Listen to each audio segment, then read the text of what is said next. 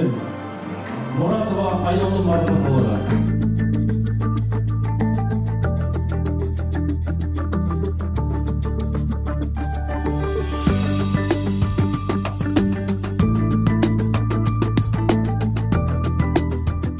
Біз жарысқа бүкіл командамен жақсы барып келдік. 14 қыз, 2 тренермен.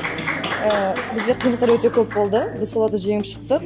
Бізді өте үлкен дәрежеде қарсы алды. Осылай тосып алып, бізді марапаттап жатқандарына көп-көп рахметімізді айтамыз.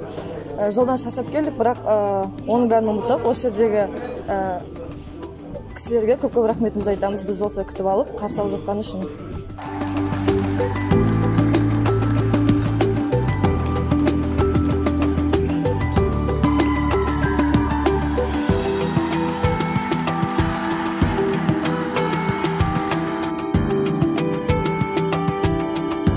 Чемпионатты Орал қаласында болды.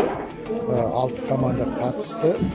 Сонда ең қиын ойын бізден сол Орал енді местный команданы сонымен қиындау болды.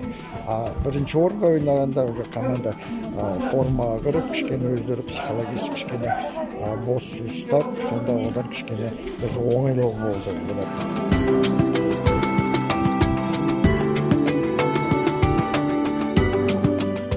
Қазақтың бір жақсы мақалы бар. Баласы бәйге шапса, анасы тақымды қысып отырады. Соны сіздер де біле жүріңіз, қай жерде ойнап жүрсеңіздер де, қай жерде